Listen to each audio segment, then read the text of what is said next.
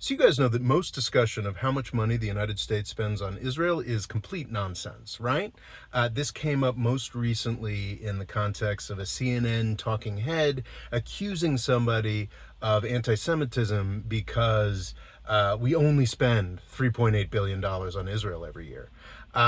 This is a lie. I mean, this is not just a lie of omission. This is just complete nonsense because it completely ignores the context of the genocide, but it goes beyond that as well.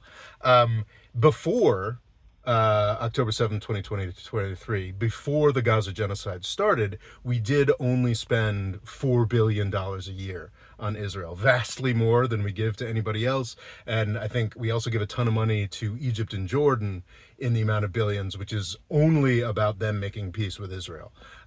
So yeah, it's a lot of money, actually.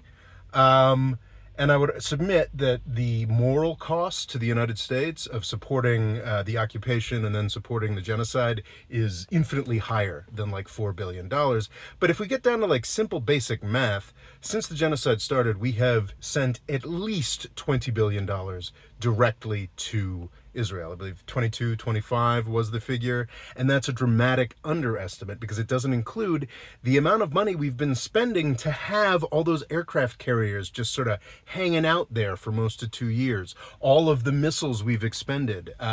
So it's vastly, vastly more than $10 billion a year that we're spending, probably $20 billion a year that we've been spending since the genocide started. That's some real money. But it goes much further than that, and it's much worse than that. Historically, we had two interests in being in the Middle East, in setting up Central Command in the 1980s. It was defending our oil supply and defending Israel. Since the shale revolution, there has been no reason to defend the U.S. oil supply. We get very little from the Middle East. If it were completely shut down, we'd be just fine.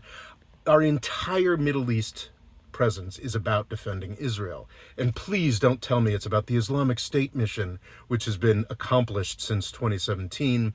The main thing keeping the Islamic State going is what the United States did to the last Syrian government and what the United States and Israel are doing to the current Syrian government, basically keeping them unstable and allowing the Islamic State to grow up in the cracks. So basically, our entire Central Command budget, which is estimated, the Defense Department doesn't have to pass audits, it's estimated to be $60 billion a year. So at least we are spending $60 billion a year on Israel exclusively. That's like a fifth of the Medicaid cuts that are shutting down all the hospitals.